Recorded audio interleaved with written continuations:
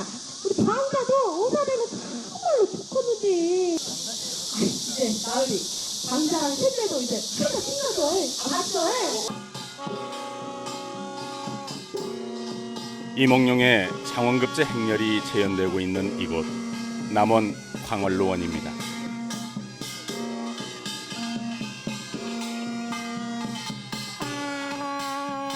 이곳 광활로원 어딘가에 거북 등에 올라탄 토끼가 있다는 사실을 아십니까?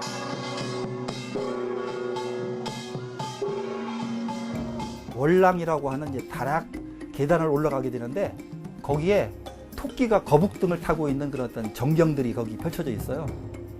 그 다음에 거기 춘향 사당에도 마찬가지가 되어지게 됩니다. 그렇습니다. 춘향 사당에도 거북이와 토끼가 사이좋게 자리에 있는데요. 그 이유에 대한 해답을 지금부터 들려드리겠습니다.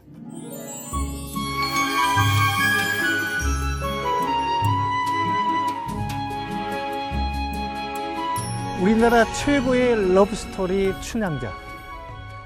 이도령이 춘향을 만나서 깊은 사랑에 빠지게 된 곳이 바로 이곳 광활로원이죠.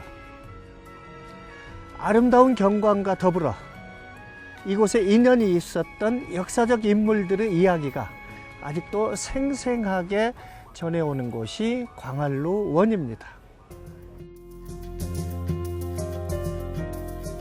남원 요천 옆에 자리한 광활로원. 한국 정원을 대표하는 이곳은 조선시대에 만들어진 다른 정원과 그 규모와 품격이 남다른 공간입니다. 한눈에 보기에도 넓은 이 정원은 우리가 익히 들어 알고 있는 광활로에서 시작됐습니다. 제 뒤로 보이는 누각이 광활로입니다. 우리나라에서 가장 아름다운 4대 누각 중에 하나로 꼽히기도 하죠. 그런데 이 광활로가 오랜 역사를 거치면서 정유재란 때는 완전히 소실이 되었다가 다시 중창이 되기도 하는 아픔을 겪어왔죠. 그런데 이곳에 누각을 맨 처음 지은 분이 누군지 혹시 아실런지 모르겠습니다. 조선 초 세종 때 명재상 중에 재상, 또 청백리로 손꼽히는 황희정승입니다. 광활로는 황희정승이 남원에서 4년간 귀양살이를 할 때 만든 작은 누각이 시초로 당시엔 광통루라 불렸다고 합니다. 이런 이야기는 황희정승의 아들 황수신이 적어놓은 광활루기에 잘 나와 있는데요. 1419년 누각이 지어지고 15년 뒤인 1434년 낡은 건물을 남원 무사가 새로 만들었다고 적어놓았습니다. 광통루가 지금의 광활로라는 이름을 갖게 된 데에는 훈민정음을 만드는 데 공헌한 것으로 알려진 정인지가 있습니다. 그는 이 누각에 올라 바라본 풍경에 감탄하며 이곳이 달나라에 있다는 궁전인 광한 청업을 하며 누각의 이름을 광활루라 부르게 했다고 하는데 그게 세종 26년인 1444년입니다.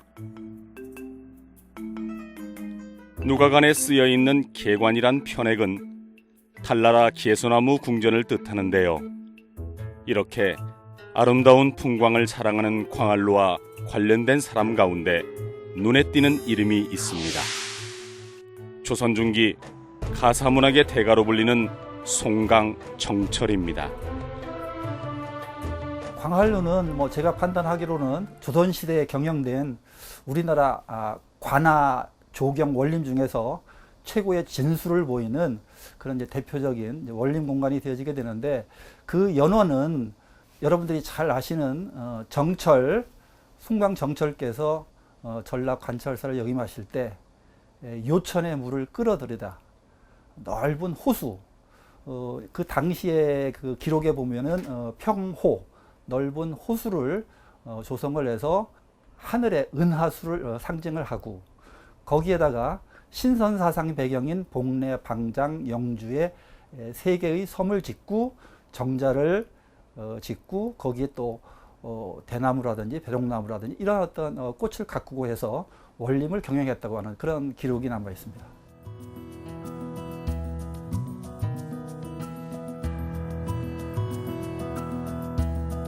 전라관찰사로 내려와 있던 정철은 요천의 물을 끌어다가 광안루 앞에 연못을 만들고 그 안에 3개의 섬을 조성했습니다.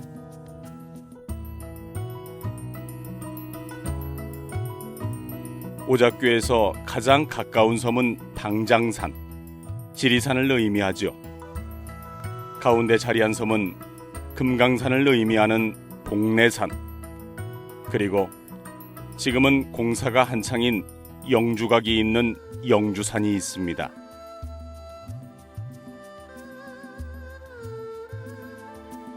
이 3개의 산은 광안루원을 제대로 이해하는 데 가장 중요한 곳입니다. 광안루 누각 앞에 있는 연못에는 3개의 인공섬이 있습니다. 이 섬들의 이름이 복례산, 방장산, 영주산이라는 이름을 가지고 있는데 신선들만 산다는 산으로 삼신산이라고 부릅니다. 이 조그마한 산들이 신선이 살고 있는 산이라면 좀 이상하게 여겨지시거나 좀 생뚱맞게 느껴지실지 모르겠습니다. 그러나 이곳에 누각이 지어지고 연못이 만들어질 당시의 시대사상은 바로 이런 신선사상이 그 시대를 대표하는 중요한 사상 중의 하나였기 때문입니다. 광안루원은 거대한 상상의 공간입니다. 가장 중심적인 공간인 광안루는 하늘의 달을 상징합니다. 그리고 그 앞에 만들어진 연못은 은하수를 상상하며 만든 건데요. 인공으로 만든 3개의 섬은 신선들이 사는 삼신산을 뜻합니다.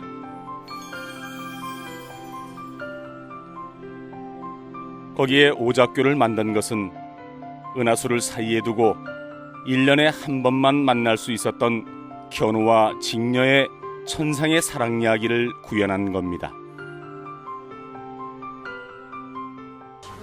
광안루도 조커니와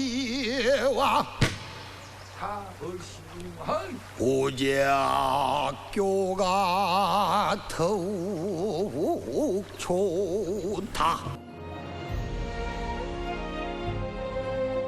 광안루원을 대표하는 것 중에 하나는 오작교입니다. 흔히 무지개 다리라고 하는데요. 설화에선 견우와 직녀가 7월 7석에, 소설 속에선 춘향과 이몽룡이 5월 5일에 이 오작교에서 사랑을 이룹니다. 두 이야기 모두 신분을 뛰어넘는 사랑을 보여주는데요. 천상과 지상을 넘나드는 러브스토리의 배경이 된 광안루원. 그렇다면 광안루로 대표되는 누각과 우리가 흔히 보는 정자는 어떻게 다른 걸까요? 그 루라고 하는 것들은 실은 이제 정자와는 다르게 공적인 성격이 좀 강합니다. 그래서 루라고 하는 그런 이제 한자 어휘는 2층 이제 다락집을 얘기를 하게 되는데 거기에서는 주로 이제 정치 행사라든지 유락이라든지 뭐 완상이라든지 뭐 이제 이런 것들을 이제 다양하게 이제 펼치게 되어지게 되거든요. 그렇기 때문에 훨씬 더 이제 규모가 커지고 내용 범위도 확대되어지는 그런 양상으로 볼 수가 있습니다. 그래서 광활루만 하더라도 정면 5칸에 측면 4칸에 20칸짜리 그 루마루가 있고 또 별도로 2칸 정면에 1칸 또 온돌방이 형성이 돼 가지고 그런 어떤 이제 다양한 공적 정치 유락 문화를 효율적으로 이제 수용할 수 있는 그런 어떤 규모. 그렇습니다. 광안루는 당시 남원부에서 관리를 하던 공적인 공간이었던 거지요. 그래서 누각을 바치고 있는 돌기둥의 크기나 규모도 상당합니다.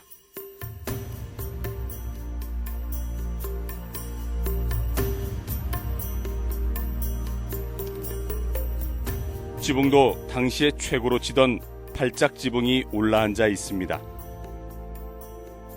거기에 온돌방까지 달려 있는데요.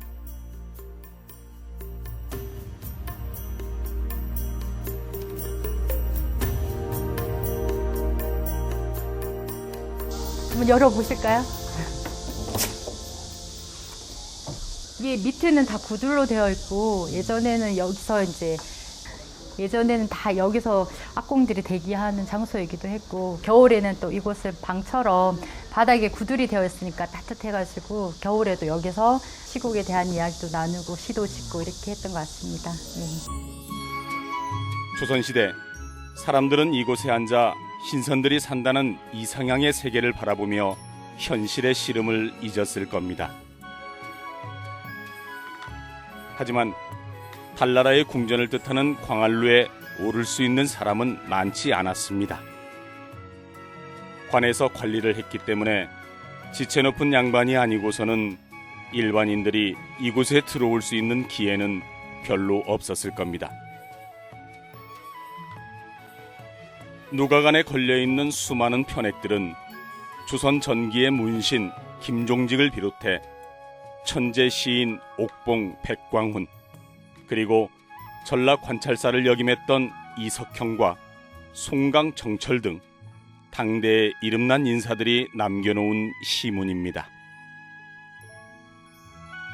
그런데 이곳에 걸어놓은 편액 가운데 눈여겨볼 만한 것이 하나 있습니다. 바로 기생봉선과 연옥이라는 이름입니다.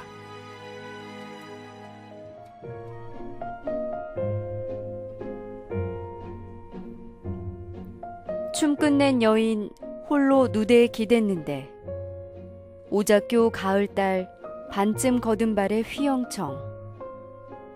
이 몸도 성춘향의 절개 지키고 싶지만 이도령 만나지 못해 괜시리 걱정한다오. 신분의 질서가 뚜렷했던 조선시대에 사대부들과 어깨를 나란히 했던 여류시인의 작품은 광안루에 얽힌 재미난 이야깃거리로 회자되고 있습니다. 광안루 누각 위에 올라오 보면 저렇게 광안루라고 하는 현판이 또 있습니다. 그리고 왼편에 중국 항내 등이라고 낙관이 되어 있거든요.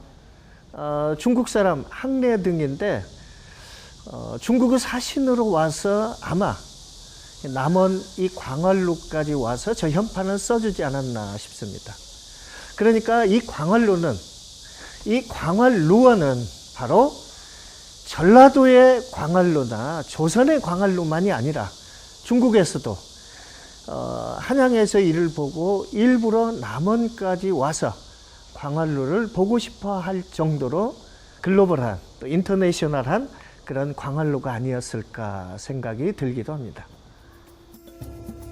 정유재란 때 불에 타버린 광안루는 인조 때인 1626년 지금의 모습으로 새로 지어져 이 자리를 지켜오고 있습니다. 호남 제1루라는 현판은 1855년 누각을 개보수하면서 남원무사가 직접 써서 걸었다고 하는데요. 당시에도 광안루는 호남을 대표하는 누각이었던 것 같습니다. 지금 광안루를 올라가려면 일종의 통로처럼 되어 있는 공간이 있습니다. 얼핏 보면 광안루와 한 건물인 것처럼 보이는데 조선 후기 고종 무렵이라고 합니다. 광안루 누각 건물이 뒤로 기울어지기 시작을 하자 어떻게 하면 그걸 방지하고 더 경관을 훼손하지 않을까라고 고민을 하다가 남원 수진면에 사시는 추목수란 분이 지금 이와 같은 형태를 다시 지어서 뒤로 기울어짐도 막고. 광안루 북쪽으로 만들어진 월랑은 10개의 계단을 올라 누각에 오를 수 있도록 만들어 놓은 출입구 역할을 하고 있습니다. 월랑을 만들면서 다양한 연꽃의 모습까지 표현해 놓은 옛 장인의 솜씨에서 여유가 느껴집니다. 그런데요, 여기서 토끼와 거북이를 만날 수 있습니다.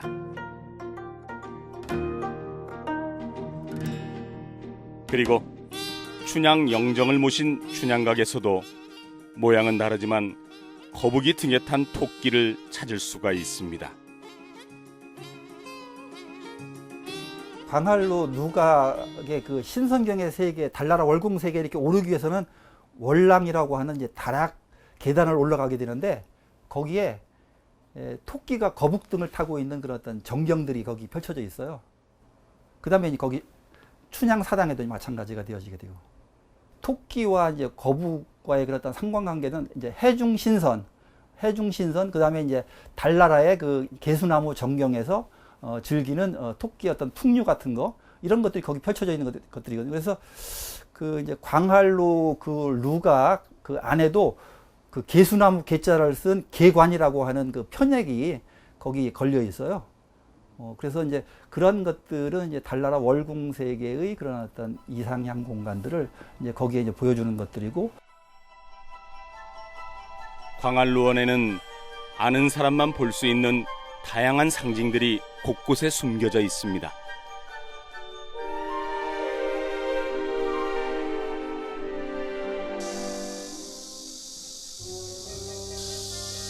오늘처럼 이렇게 가만히 있어도 땀이 줄줄줄 흐르는 무더운 날에는 나무 그늘처럼 고마운 게 없죠.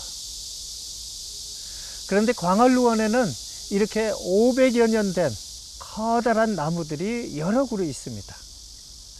그리고 이 나무들에는 우리 조상들의 많은 염원이 그대로 담겨 있습니다.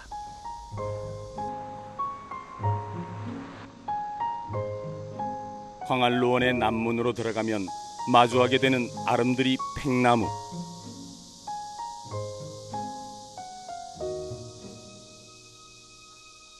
그리고 연못을 조성할 당시 심었다는 왕버들이 묵묵히 자리를 지키고 있습니다. 나무는 500년이라는 세월이 무색할 정도로 여전히 건재함을 과시하고 있지요.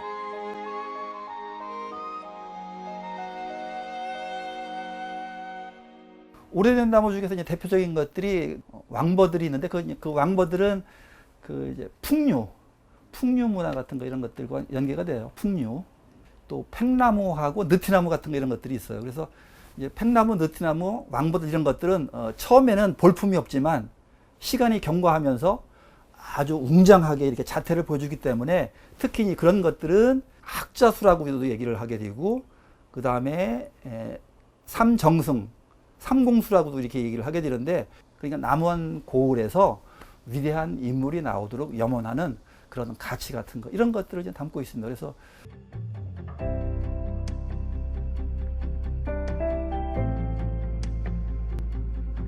광활루원에는 조선시대의 대표적인 사상이었던 성리학적 세계관이 그대로 투영돼 있습니다. 연못의 자연스레 자리에 운치를 더하는 연꽃도 예외는 아닙니다.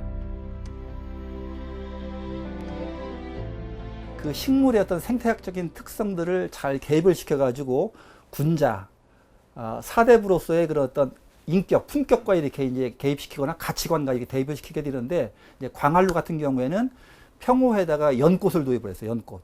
그래서 연꽃은 뭐냐면은 진흙탕 속에서 꽃이 피면서 또 은은한 향기를 이렇게 피우거든요. 그래서 사대부의 뜰에, 특히 연못에 이제 그러한 것들을 이제 많이 도입을 했고, 배롱나무 같은 것들도 온고이지신, 꽃이 이렇게 변하지 않고 장기간 그 이제 꽃을 피우거든요. 그래서 이제 그런 어떤 여러 가지 이제 긍정적인 측면 같은 이런 것들을 대입을 시켜가지고 사상적인 배경으로 이렇게 추적을 할 수가 있는 것들이죠.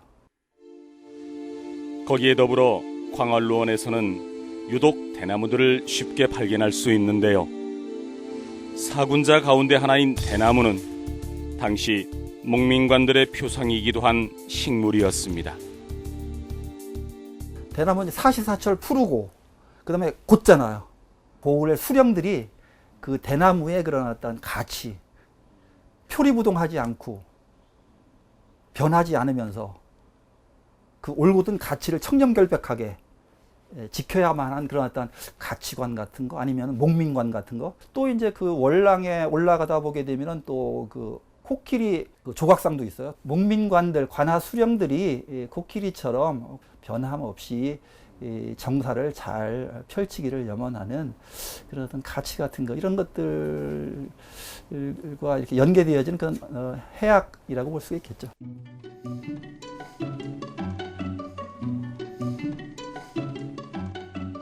일찍이 우리나라에선 아름다운 자연경관을 즐기기 위해 풍광이 빼어난 곳에 정자를 짓고 정원을 만드는 것이 일반적이었습니다.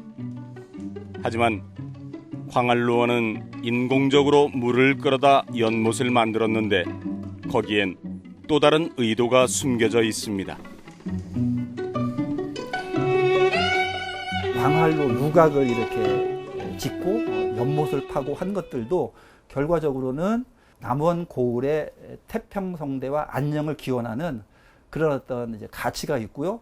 그다음에 그 당시에 또 가장 이제 문제가 됐던 것들이 고을의 화재 같은 거 이런 것들이거든요. 그래서 특히 이제 뭐 동남풍 같은 거 이런 것들이 많이 불고할 때 그 고을 전체가 이제 화재에 상당히 문제가 되어지기 때문에 의도적으로 요천 물을 끌어들여 가지고 관하 인접한 부분에 연못을 도입을 해 가지고 그런 어떤 화재 예방이라든지 진화에 그렇게 보니 광안루 앞에 있는 커다란 자라가 눈에 들어옵니다. 자라는 물에 사는 동물로 풍수적으로 불과는 상극으로 알려져 있습니다. 고을에 화마가 들어오는 것을 막아주길 바랐던 선조들의 염원이 담겨 있는 것이지요.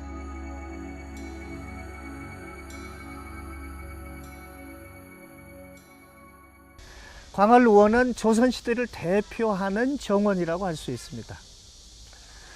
정원을 조성할 때 가장 필수적인, 가장 먼저 고려되는 것 중에 하나가 바로 연못입니다. 그래서 광활루원도 요천에서 물을 인공으로 끌어들여와 가지고 이렇게 연못을 만들고 인공섬을 조성을 했던 것이죠. 조선시대 전통 풍수사상에서는 물은 재물로 여겼다고 합니다.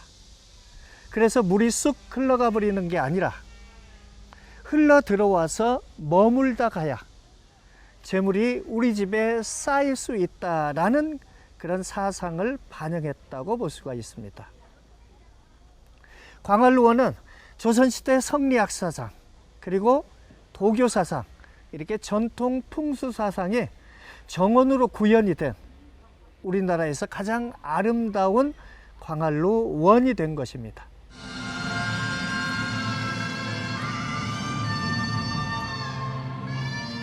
신선들이 머문다는 삼신산에선 남원의 오늘을 대표하는 공연이 펼쳐집니다. 예로부터 사람들로 하여금 웃고 즐기며 번잡한 세상사를 잠시 내려놓게 했던 천상의 공간 광활루원이 여전히 우리 곁에 있습니다.